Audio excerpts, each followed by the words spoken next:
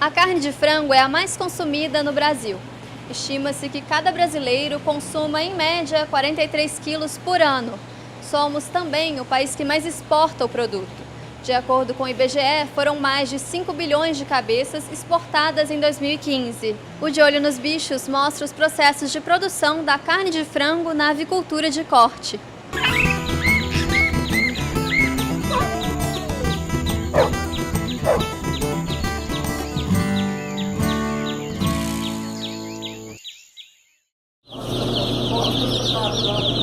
Algumas décadas atrás, por volta de 1950, por exemplo, um frango ele demorava aproximadamente 100 dias para chegar num peso de 2,6 kg, 2,7 kg.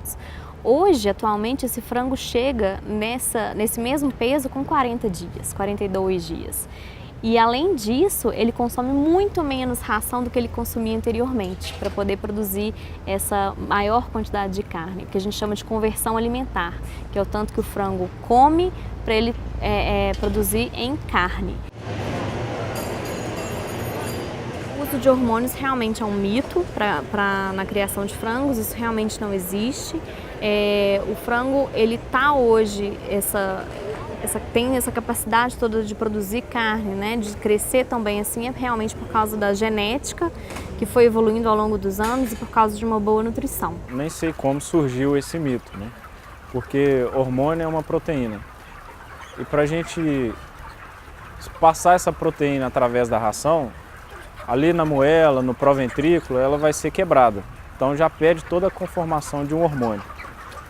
Se fosse injetável, como que eu vou injetar hormônio em mais de 40 mil aves? Então, a evolução da genética, da nutrição, do ambiente, que faz que o frango tenha esse desempenho. A maior parte da ração produzida no Brasil hoje é a base de milho e soja. Além disso, existem outros ingredientes que são utilizados, sal, calcário para fornecer cálcio, farinha de carniosa ou fosfato bicálcico, então existem vários ingredientes, a base milho e soja.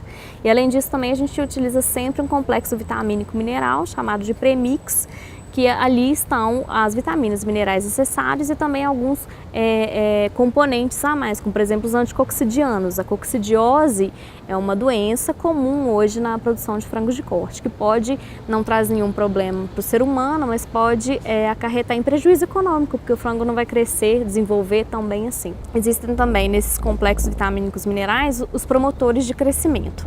Os promotores de crescimento, muitas vezes, acho que foi até isso que criou a confusão toda com o hormônio, talvez por esse nome, né, promotor de crescimento.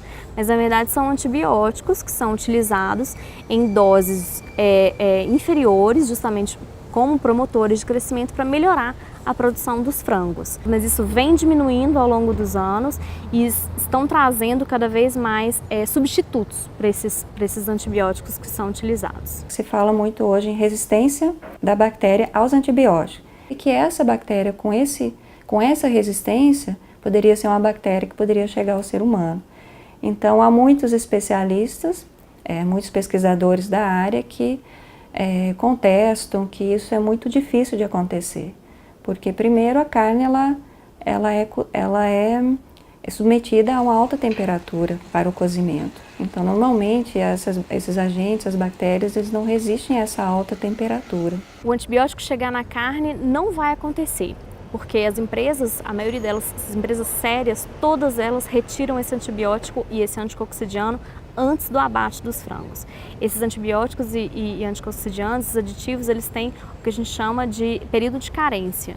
E as empresas sérias, todas elas respeitam isso. Então, eles são retirados um período antes do abate, 5 dias antes do abate, 7 dias antes do abate, de acordo com a informação que o fabricante vai te trazer. O nosso medo é isso, né? Pode haver problemas, pode haver empresas que não sejam tão sérias e aí pode trazer esses resíduos na carne, que não poderiam estar na carne. Então, essa é uma grande preocupação. O Frango Ferreira possui a própria fábrica de ração. Lá a gente mistura os ingredientes, os macroingredientes e junto com os microingredientes faz um preparo da ração, analisa todos os ingredientes. Depois do aval do controle de qualidade, esse alimento é processado, o grão, o milho, o farelo de soja, ele é misturado, daí sai a ração final. Ela é acompanhada com o nutricionista, ele faz os níveis nutricionais, ela é dividida em 6 fases. Tem a pré-inicial, a inicial, crescimento macho, crescimento fêmea, final macho e final fêmea. Cada fase tem um nível nutricional diferente para cada exigência do frango. E a ração final ela não tem nem promotor e nem agente anticoccidiano para não dar resíduo na carne.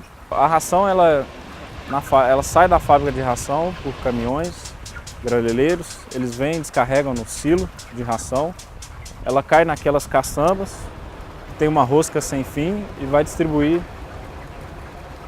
em todo o comedor. Quanto menos de ração eu colocar aqui e mais de carne eu tirar, vai ser mais rentável para a minha produção. Às vezes ele está desconfortável, ele está com calor, por exemplo. E com isso ele vai gastar mais ração. Então, para mim, eu não quero que esse frango passe calor. Então eu vou cuidar do ambiente, tá? Um ambiente fresco aqui dentro. Nós estamos diante de uma das principais tecnologias de criação de frango de corte, né? A gente conhece esses galpões como galpão de pressão negativa. Tem vários exaustores que vão retirar o calor daqui de dentro e mandar para fora. Então o ar entra por uma extremidade e sai por outra. O princípio de funcionamento desse galpão é vedação, ele tem que ser bem vedado. Então o ar não pode entrar por nenhuma fresta, a não ser a entrada de ar. Então o frango chega aqui com o primeiro dia a 32 graus, ele precisa. E ele sai daqui com 44 dias, aqui com 19 graus. Então você sai de 32 para 19 no mesmo ambiente. E o ambiente ele é controlado automaticamente. Se vamos partir de uma temperatura desse frango aqui de 21 graus. A temperatura foi subindo, à medida que ela vai subindo, vai ligando mais exaustores. Esgotou o número de exaustores, já ligou tudo, vai ligar a placa evaporativa. É uma espécie de um radiador de um carro, onde cai uma água e o ar passa entre essas placas, ele resfria, então entra um ar mais fresco. Não o suficiente para diminuir a temperatura, liga os chuveiros. Aí ele faz os nebulizadores, ele faz uma névoa de água aqui que refresca ainda mais o ar. Um galpão desse, se faltar energia, a gente pode perder o plantel todo em menos de 1 hora. Então o primeiro item do projeto para esses galpões é um gerador de energia. Se a ave não tem um aquecimento adequado no galpão, ela também vai desenvolver, ela pode sofrer com isso, ela pode não se alimentar adequadamente ou mesmo esse frio faz com que ela enfraqueça e aí ela fica mais suscetível também a adquirir doenças. E a falta ou a não alimentação adequada faz com que ela também não desenvolva um sistema imunológico muito adequado e que consiga combater esses agentes infecciosos. As medidas preventivas, elas incluem desde o conforto para a ave, ter um ambiente adequado para esta ave, desde o cuidado também com a limpeza, desinfecção dos galpões e também com relação à biosseguridade, ou seja, aquela granja ela deve ter um cuidado com relação à entrada de visitantes, de pessoas e também um controle com o acesso de outros animais a essa granja. Os principais problemas enfrentados é justamente essas medidas de biosseguridade. Alguns produtores relutam em implementá-las, eles não acreditam na importância dessa biosseguridade. Então, desde 2007, o IMA tem trabalhado intensificadamente. A resistência maior está na questão de colocar tela nas granjas. Por quê? A tela, o objetivo da tela é impedir a entrada de pássaros que possam levar doenças para as aves domésticas, no caso os frangos de corte. E o custo dessa tela seria a maior justificativa dos produtores para não implementar essas medidas. Uma outra forma de controle das doenças seria a vacinação. Então essa vacinação, ela pode ser feita na propriedade, quando os frangos ou os pintinhos, ainda de um dia, chegam na propriedade. Hoje está se utilizando muito a vacinação no próprio incubatório e muitas vezes em ovo. Então essa vacinação em ovo, ela é mais uniforme Em algumas doenças, ela é preferível do que fazer essa vacinação na ave já com 1 ou 2 dias, quando ela está na propriedade. No nosso caso, da empresa Franco Ferreira, as aves já vêm vacinadas do incubatório. Não precisa fazer nenhum tipo de vacinação aqui no campo. Se porventura as aves pegam alguma doença, tem alguns tratamentos que a gente pode fazer.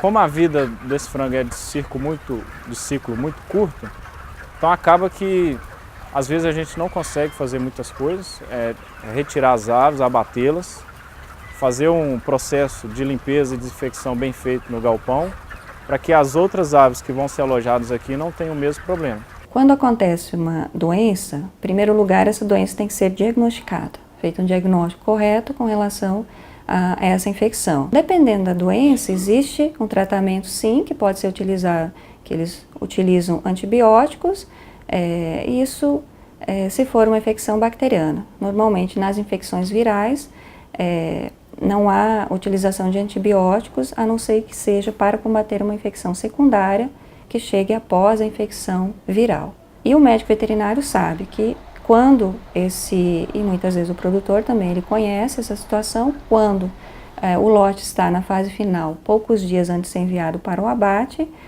alguns medicamentos não podem ser utilizados porque eles deixam resíduos na carne, que vai para o consumo humano. Então, alguns medicamentos não são permitidos que sejam utilizados no final do lote. Então, nesse caso, a ave que está muito doente, ela é descartada.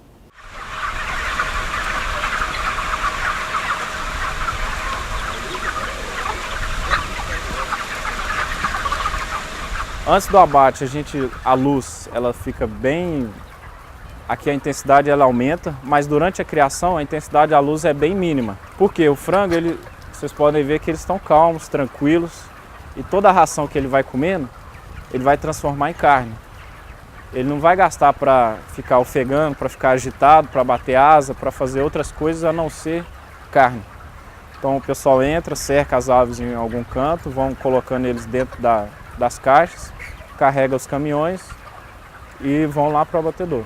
A gente tem que tomar muito cuidado com o frango de corte, muitas vezes no momento dele ir para o abate. Então, no momento, por exemplo, da pega do frango. O que é a pega do frango? É aquele momento que os pegadores de frango, que aqui no Brasil, na maioria das vezes, é feito por pessoas, a gente quase não tem a planha automática, ou não tem até. Então, esses pegadores, eles têm que pegar o frango de maneira adequada, colocar esses frangos de maneira adequada nas caixas, para que a gente evite que esse frango sofra algum tipo de fratura, sofra cortes. Toda essa asa que for quebrada, toda essa coxa quebrada, esses arranhões, isso tudo vai ser jogado fora, vai ser condenado pelos órgãos de inspeção. Dentro do abatedouro, no momento de espera para o abate, tem que ter um ambiente adequado, prezando pelo bem-estar das aves, a gente vai até produzir muito mais, né? Se a gente não tiver uma densidade tão alta de criação, esse frango pode se desenvolver muito mais, ele vai ter muito menos competição entre um frango e outro, se a densidade não estiver tão alta, né? É uma densidade economicamente viável, né, que a gente está falando. Então, assim, eu acho que o bem-estar, ele tá para ajudar, né? Acho que a gente pode até melhorar os nossos índices de produção tomando alguns cuidados com o bem-estar animal. O frango brasileiro, ele tem muita qualidade, a gente não tem grandes problemas sanitários, é um frango muito bem aceito, a gente é o maior exportador de frango e acho que as grandes empresas sérias fazem de tudo para que a gente mantenha essa qualidade da carne do nosso frango.